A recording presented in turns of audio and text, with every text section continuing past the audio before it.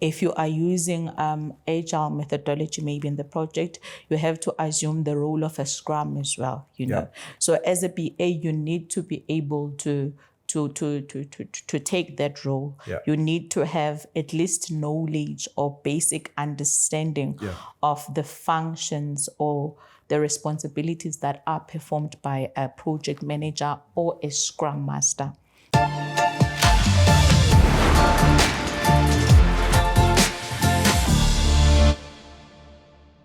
Welcome to another episode of Discover Talent with Vico.net. Today I am with Samukelisiwe Mgaga. How are you? I'm well, thanks. And how are you, Mr. Ray? I'm very well, thank you. It's a pleasure to have you. Thank you for having me. It's good to be here. Absolutely. A senior business analyst. I'm so looking forward to understanding more about that. I mean, firstly, before we get into that, one of the reasons I'm excited to have you is that you studied at what I call a traditional technikon. I now know they've been converted to universities of technology, right? But I'm biased towards that. I won't say why, but I'm sure you can figure out I have that background as well. And I'm excited because in our parts of the world, we tend to think that the big 5 or 6 universities is where knowledge is harnessed and careers are made, but it couldn't be far from the truth. I know that is true because, studying at one of the big 5 universities has its advantages, in the job market. When you're saying you are from Birds or UCT, it has its advantages on its own as compared to coming from, your Durban University of Technology or TUT, in all aspects in terms of remuneration, recognition, and everything. So it's not far from the truth. Yeah. And we need to fix that, right? Because it's a massive stereotype. Some of the best talent we've come across come from a diverse number of institutions. I think the time to democratize what higher learning is and what it looks like and where you come from, it's now, and we need to educate a bit more, in that respect. That is true. Super.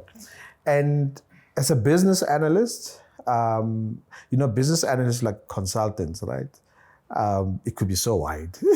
Yes, it's very broad. It's very broad, to say, okay, so help us there. So in your context, which field, business analysis, the focus and so forth, business analysis from your side?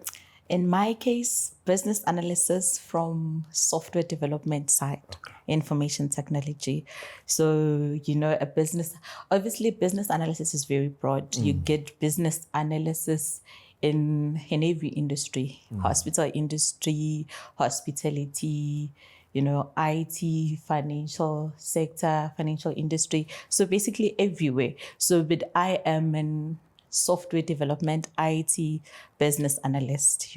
I work as a conduit between business and the developers.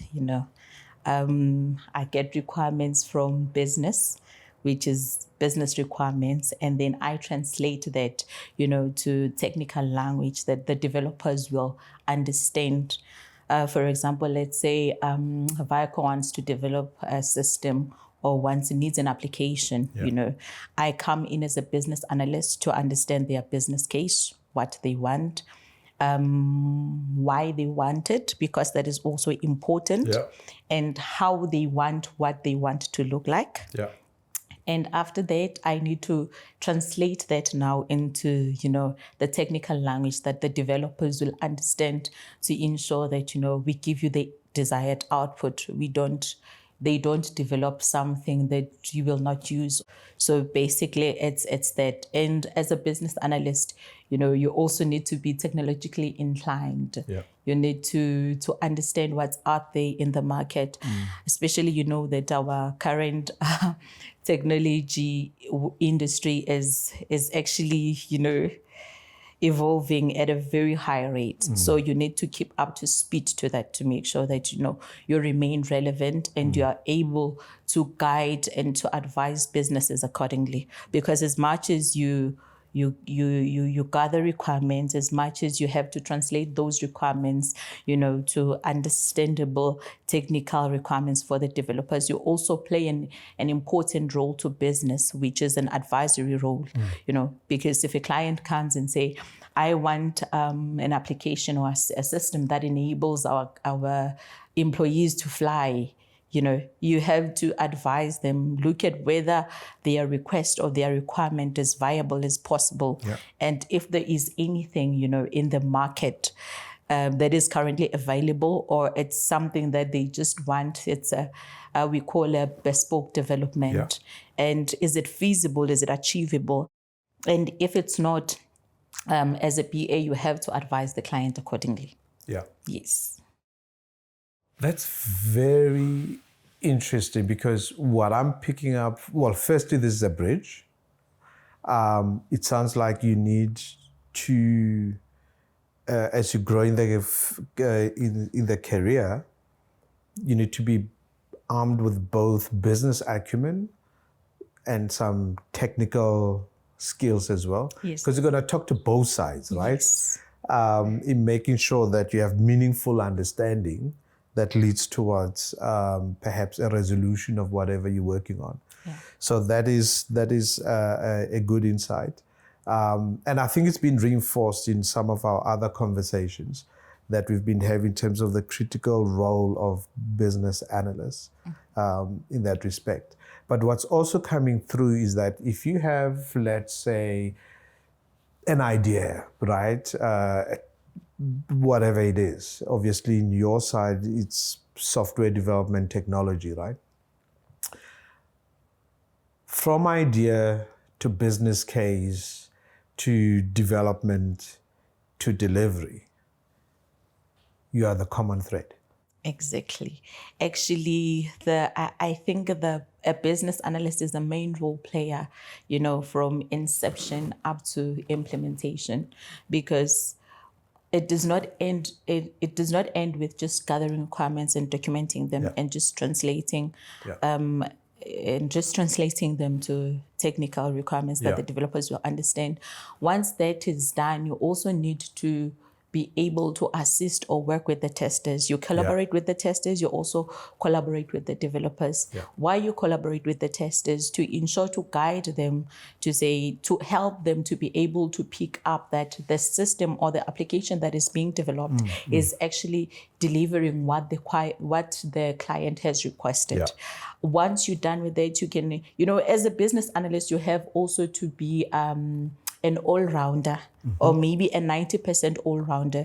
You cannot, obviously, there are some business analysts who are able to do development. I personally would not advise it, but you have to be an all-rounder, translate requirements, help developers understand what the client wants.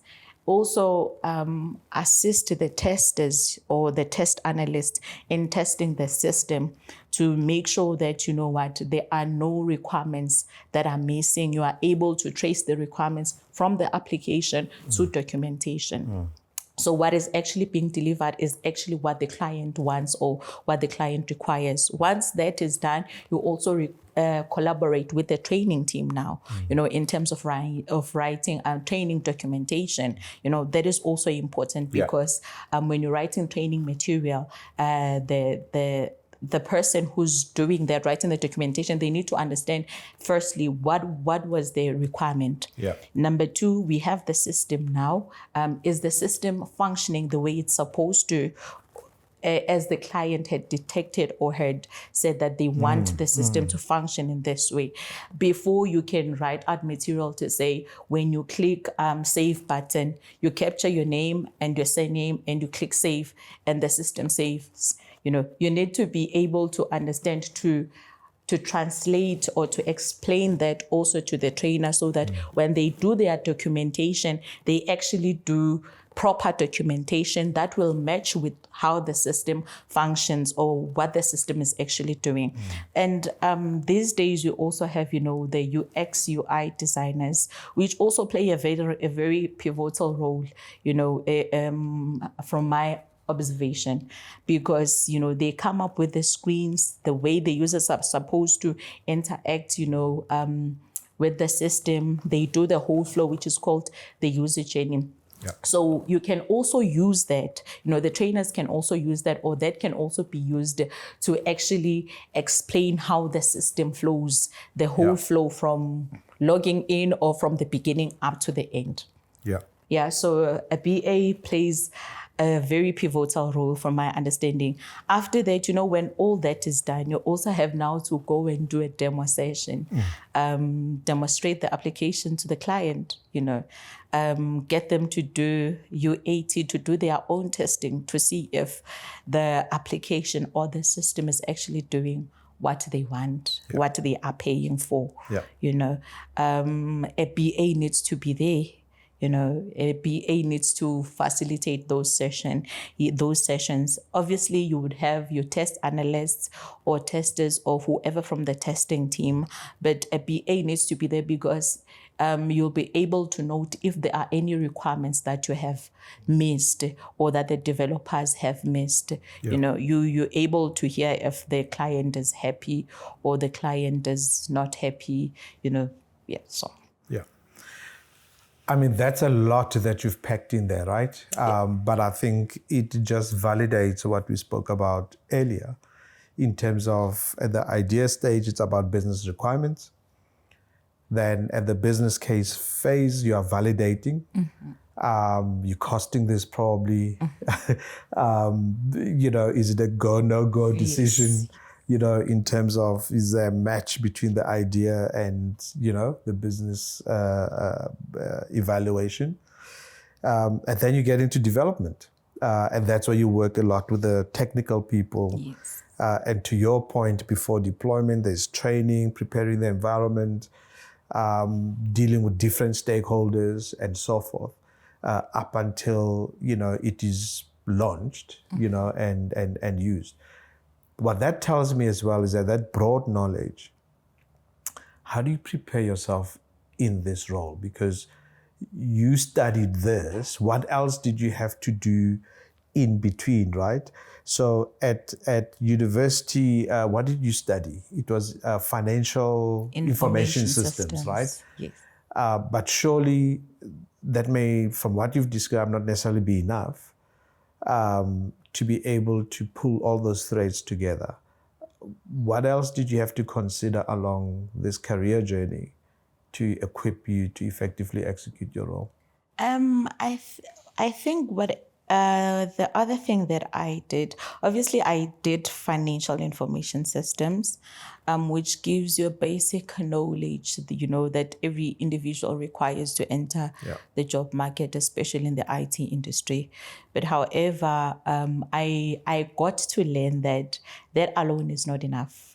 I had to do some certifications, also subscribe to some industry publications like your Modern Analyst, your IIBA, because that is where you actually get to learn what a business analyst is and how a business analyst is supposed to think, or how a business analyst thinks, other than having your mentors when you're just joining the job market, entering the job market. Other than having your mentors and stuff, you also need to subscribe to the industry publications, attend conferences, online conferences, just to upskill yourself and to make sure that you remain relevant. And also, it also helps because what I've learned is that, when you attend this session or these sessions, or you subscribe to these publications, you get your newsletters and stuff, you get to read or to learn what other business analysts are going through and the challenges that they face and how they overcome those challenges, or how do they deal with those challenges, know. So it actually prepares you. The qualification itself on its own is not enough. You also need to subscribe to industry publication, Networking as well is also important, alongside with doing your certifications, your different certifications, industry certifications now that are separate or different from your initial qualification that you did. For example, if you are a business analyst, it is highly recommended that you have either a certificate in business analyst or a diploma in business analyst or things like that. And if it's possible, you get registered with the IIBA. It also works to your advantage in the job market when they learn that, you are a member of the IIBA. Absolutely. I think belonging to industry bodies, linked to your field, become quite critical. I mean, I liked as well that in your profile you have Six Sigma, you have Agile, which become, for me, that is practical knowledge that's usable, right? Yes. That's about skills development, in your role. And not too many certify themselves continuously, in their work journey, which can be a disadvantage. Yes, that is true. It actually is a huge disadvantage if you are not certified in any, or you do not belong to any of the industry board. It works. Sometimes there are some people or there are some organizations that would, consider you or believe that, we can allow you to grow. We can give you this opportunity. We can present you with this opportunity. But it always works to your favor, because if you are working in software development, if you're developing solutions or applications, sometimes there's a lot of work to do there. You hardly get time to go attend training. You hardly get time to go do certifications.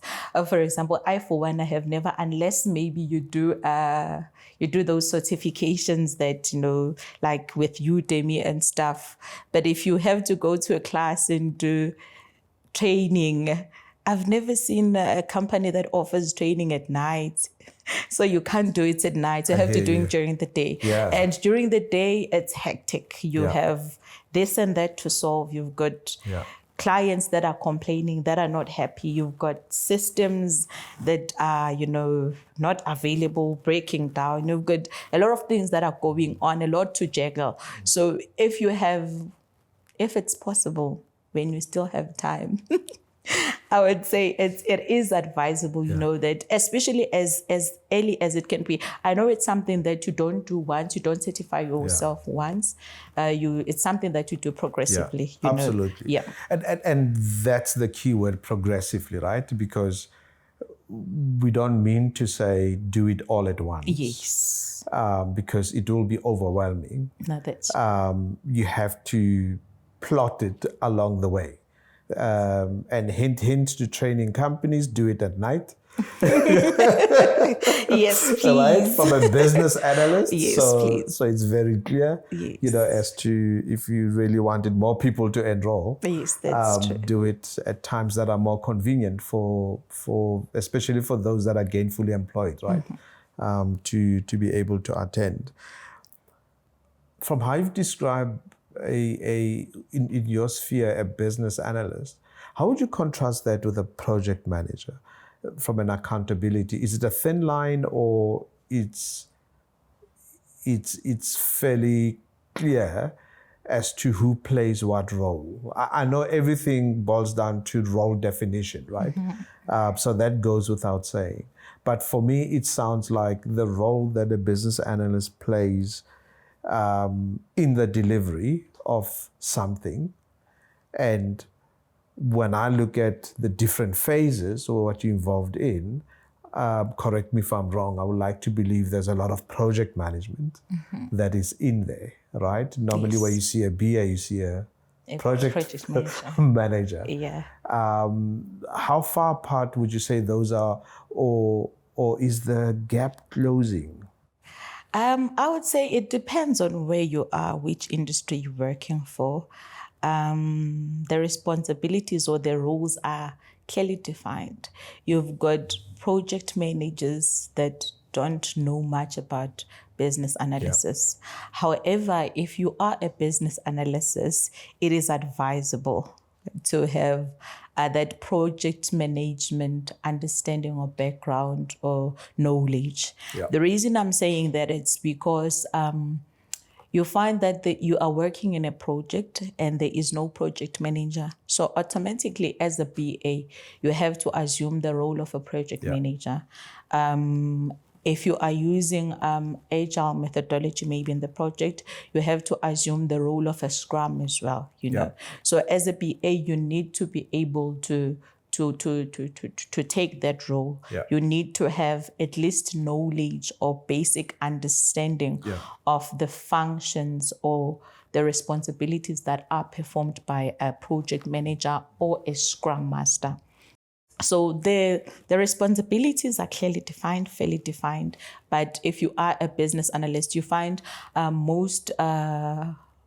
most positions nowadays, they require a business analyst that has project management knowledge or experience, you know. So it actually works to your advantage if you are a business analyst. But if you are a project manager, project managers, they don't really care much, but they just need to know what artifacts a business analyst will be producing, when, as much as everyone else, what the developers will be producing by when, how long it's going to take them. You know, it's purely about managing the project. But as a business analyst, I believe it is important to have that basic knowledge or understanding, or maybe once in your career, if the opportunity, you know, it's an advice. If an opportunity arises whereby you need to play a role of a project manager in a project, you know, I would advise, you know, business analysts to assume that role, to take that role, to take the responsibility, because it adds to your CV, it adds to your knowledge, your experience and stuff. And it gets you to perform your core job even better. Exactly. Because you've experienced the other side. Yes. Right? Yes. And that is so fundamental, because I think, especially those that aspire to get to the top as well, because some of the key stepping stones to doing key leadership roles is your agility, right? Or an ability to do different roles. Yes, that's true. You may not necessarily be the expert, but you can competently do it or have a good appreciation of it. Because in leadership, you're required to be multidisciplinary. Yes, that's correct. In that sense, okay. But through your explanation as well, I can now see the overlap between the project manager and a business analyst. And perhaps maybe business analysts are creating the confusion, right? Because you're multi-skilled and you interplay project management and business analysis. But it's in the devil is in the detail, you know, in terms of you're as good as, I suppose, the project that's constituted. Exactly. You know, in that sense. Yeah. Okay.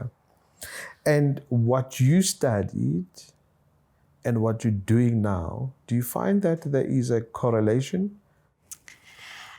Yes, there is a correlation, because, you know, when you're doing your degree or your diploma, they just give you basics of what you will be doing in the workplace. So they just give you basics. For example, what I studied, I did FIS, and there was a subject that we did that was called information systems. And there you've got to, you learn how to write your SQL queries, you learn how to do your data modeling, models and stuff like that. So when you start working as a BA, most of the time, those are the things that, they want you to do, or they give you to do, because they know that, let's say you are doing a BRS, and then fresh from school, they know that you still remember how to write SQL queries. So they just give that to you, that is what happened to be. They allow you to write SQL queries and do the data models, because you're still fresh from school. Obviously, you will advance in your career should you wish or desire to follow that path, whereby you are a BA/data analyst. So there is a correlation. Okay. And for you to do your first diploma, financial information systems, at school, what did you study? Which subjects did put you in a position to be able to enroll for that? I actually studied mathematics and accounting. But I never intended to study financial information systems. I never intended to. I wanted to be a chartered accountant. Okay. But looking at it now, thank God I did not study chartered accountancy. But Never say never. You never know. But I was saying thank God, because I think I'm more of a person who likes freedom. So there are a lot of regulations around being a chartered accountant and stuff. But I think what prepared me, or what enabled me as the marks that I got for mathematics, as well, I did mathematics, accounting, and also we called it computer typing, something like that. So those were the requirements to do FIS, because FIS was basically it's basically a combination of information technology and accounting. So you do your accounting subjects, your accounting, auditing, cost accounting. You also do your software development, your information systems, which are part of IT subjects. So it's a combination of both. So I would say the subjects that I studied are the ones that, opened that gate for me, or allowed me to do FIS. And it was, at my time, it was a fairly new course. They had just introduced it, I think, 2 years back when I joined the institution. So a lot of people did not know much about it. So if they feel that you know what your score allows you to do this course, they will just put you there. They'll ask you, are you interested? Try this out. If you feel what, it's not working for you, then you can drop it and do something else. I ask that because it's quite glaring that a lot of high school students don't get enough opportunity for career guidance or insights, right, about what's available out there. And hence I asked the question, as part of sharing the knowledge with a broader audience, around your choices, what they could lead up to. And there are so many exciting careers out there, that one can pursue. So it's in that context. Now, as a senior business analyst, well, firstly, senior, I presume you're dealing with larger and bigger stuff that are a lot more complex. Not necessarily. Or required, it's got deeper requirements out of you, I would imagine. Yes. What are you most proud of, right, in terms of perhaps projects you've worked on, or use cases, or business cases, or whatever, we want to call it, when you look back and you say, that was good? I would say what I'm most proud of is this particular project that I worked on. Number one, seeing the project that you were part of from beginning to the end, going live, being implemented, being used by users, adding value to the customers. That in its own, it's very, It's very fulfilling. And also, secondly, when you are a BA, you get to understand the organization's pain points, their frustrations, and some organizations, you get to understand how it affects their revenue, the way their processes affects their revenue and stuff. So being part of the solution that solves those problems, that brings change, that makes other people's lives easier, or enables the organizations, to meet their target, meet their goals, that is fulfilling for me. That is fulfilling for me. I've worked in projects whereby, for example, in the public sector, I've worked in projects whereby I was part of a project that was, how do I put it without saying much? Okay, yeah, no, then it's fine. Yeah, but it's seeing people's problems being solved because you were part of the project, and that project or that application, going live, making people's lives easier is fulfilling for me. Yeah. So basically, that original business requirement and meeting its expectations, right? When those two meet, that's where the satisfaction comes in. Yes. Do you think that in organizations, business analysts, the role is as pronounced? I'll go as far as to say taken seriously, because it sounds like it can add a lot of value.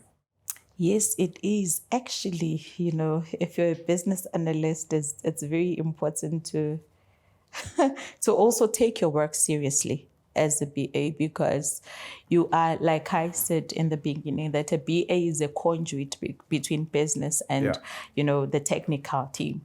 Because if a business analyst messes up from the beginning, everyone will blame the business analyst. Yeah. Actually, most of the time it happens that when projects, or if a project fails, all the blame is pushed to a business analyst. The requirements were not clear. This and this was missing. We did not know that we need this. Wara. The blame goes to a business analyst. So I do believe that, it is recognized as it should.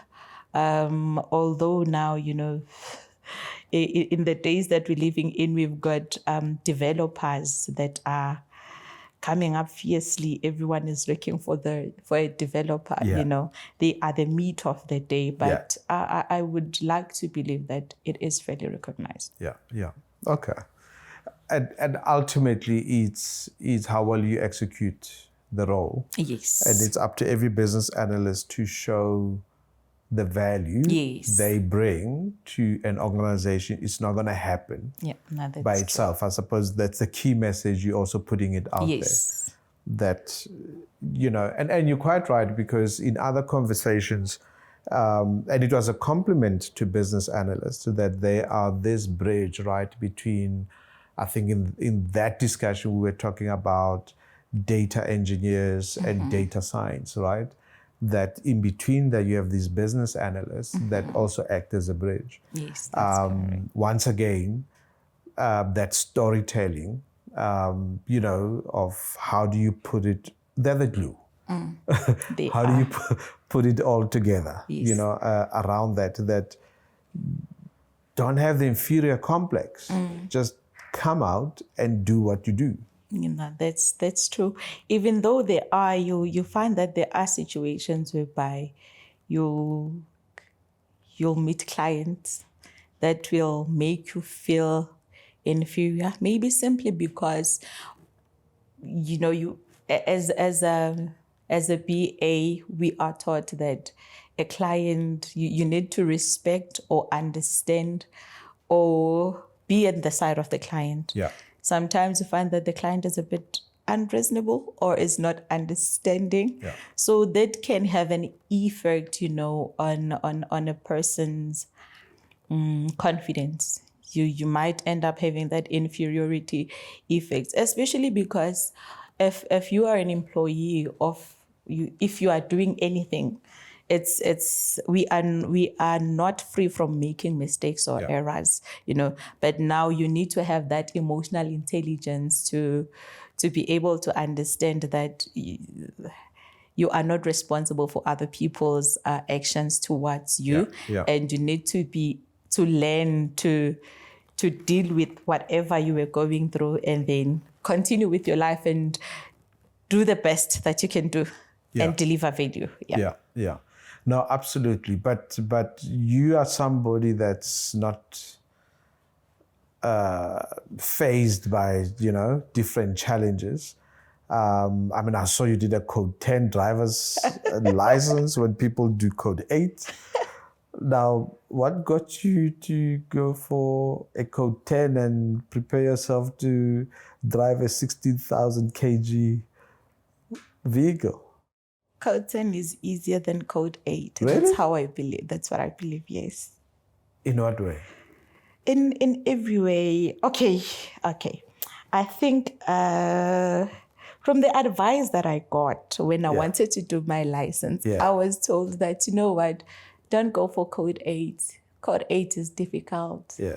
Because you must do reverse parking. Yes, because of that. And I did not know actually that reverse parking is so simple. Had I known, I would have done my code 8, but I was told that code 8 is difficult. Yeah. Yes. So I decided to go do code 10, and indeed code 10 was easy. It was not difficult, but I know better. Code 8 is not that difficult. It's a myth. It's a myth.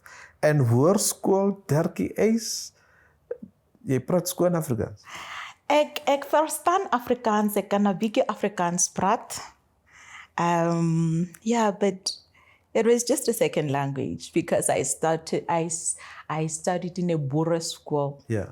So in class, you would have English-speaking students and Afrikaans. Okay. So if you're doing maths is taught in both English and Afrikaans. Yeah. The textbook that you carry, you've got pages, the front pages, depending on how you're holding the textbook. Yeah. The other part is English, the other part is Afrikaans. Yeah. So, so it was an Afrikaans-speaking school, but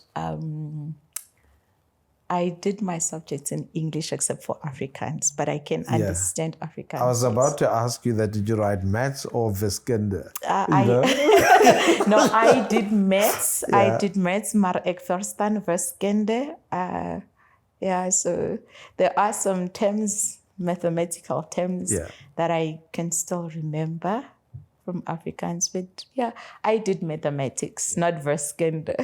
No, I'm with you. Yeah. But that also shows how flexible you are, right? How adaptable you are, and to be honest, it's in a challenging situations how resilient you can be to pull through. And it's actually one of the skills that a business analyst needs to possess, adaptability. Yeah. You must be able to adapt to situations and clients and stuff. So I would say, it's part of me. It's how we grew up. It also boils down to how we're brought up from home. We're brought up at home. My dad never wanted us to know only Zulu. Said, what if you get to a place, you're stranded, what are you going to do 100%. If you're not willing to learn other people's language? Yeah. So if I get to a place and they're speaking Shona and they are willing to teach me, I am more than willing to learn so that I can be able to relate with them. No, spot on. And those journeys, early journeys, prepare you for other journeys. That's true. We've come to learn, because it won't end here, right? Yeah, that's we've true. had guests that had to learn in parallel French and English, Hungarian and English, Russian and English, and so forth. It all points to the same thing, because through language, you get to learn how others problem solve, how others approach certain things, and which can only be an advantage to you. No, that's true. That is true. So what do you listen to, Metro FM or Pretoria FM? Metro FM. Metro FM. Yes. No, I hear you. I just wanted to see how deep your Afrikaans heritage goes. No, Metro FM. Samukelisiwe Mgaga, thank you so much for being with us. It's been a privilege, and wishing you all the very best in your future endeavors. Thank you very much for having me, Mr. Reid. I think I've enjoyed being here. Thank you.